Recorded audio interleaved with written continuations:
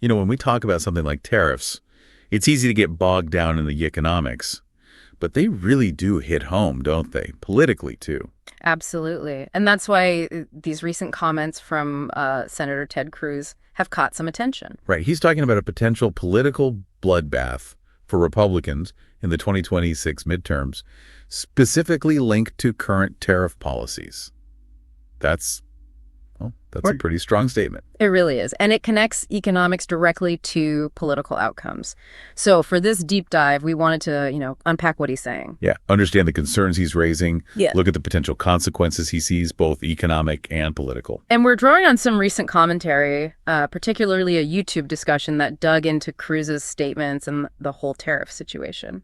So our mission today really is to understand these warnings about tariffs and what they might mean. Exactly. Let's get into it. Okay, so the core of Cruz's warning, he's calling these tariffs, and this is a direct quote, a massive tax increase on the American people. Which is a very specific framing, not a trade tool primarily, but a tax. Right. He's saying it hits your wallet directly Hmm. and then connects it to 2026.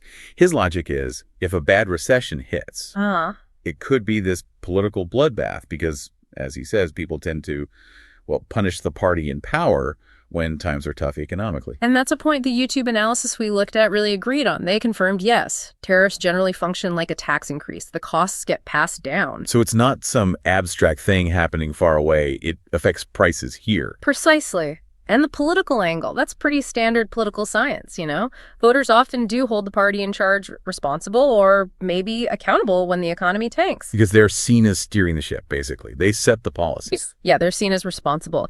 But the YouTube commentary added a, shall we say, sharper edge. Oh, yeah. What was that? They agreed with Cruz that voters might punish the GOP in a recession scenario linked to tariffs. But they suggested Cruz maybe should have added, because we deserve it. Wow. Okay, so implying the punishment would be earned because of the policies themselves. That was the implication, yes. A really direct take on policy consequences and accountability. It makes you think about how voters perceive that link, doesn't it? It definitely does.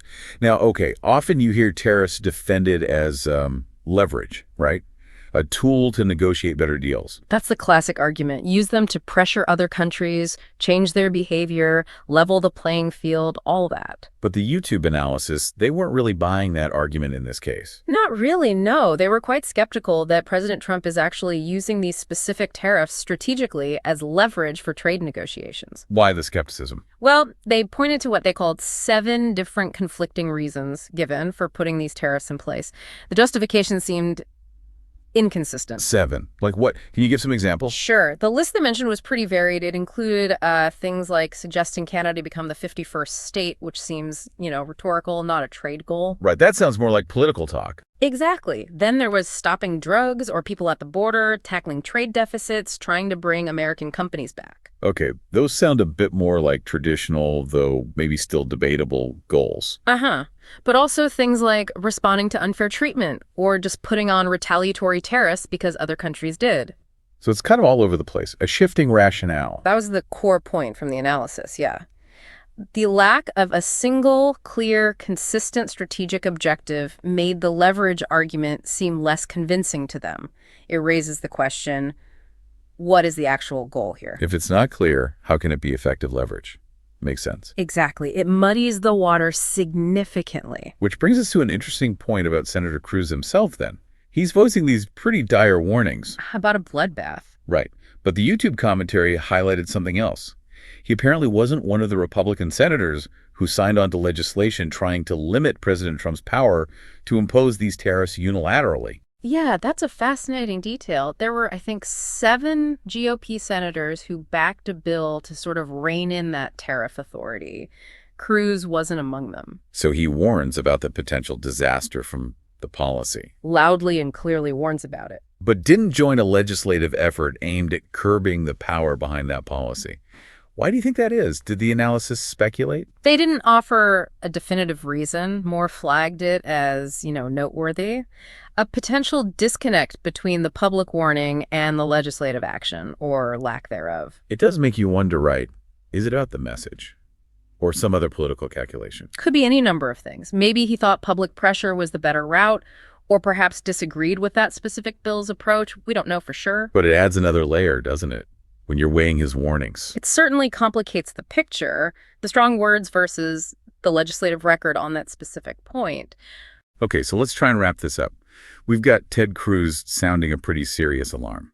Tariffs, tax increase, could lead to recession, could lead to political disaster for the GOP in 26. In general agreement, at least in the commentary we looked at, that yes, tariffs often function as taxes, and yes, voters tend to blame the party in power during downturns. But then there's this big question mark over whether these tariffs are actually strategic leverage, given the confusing mix of reasons offered for them. Right. The skepticism around the leverage claim was a key takeaway from that YouTube analysis. And finally, the observation about Cruz himself, the warning, but not joining that specific legislative push to limit the tariff power.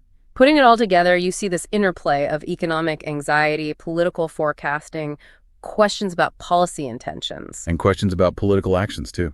Absolutely.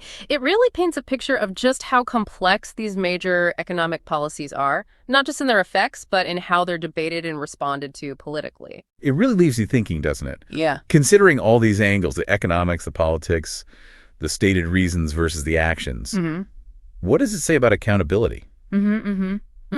How does the public ultimately assign responsibility when policies like these intersect with challenging economic times? That's the lingering question. A very important question to keep considering.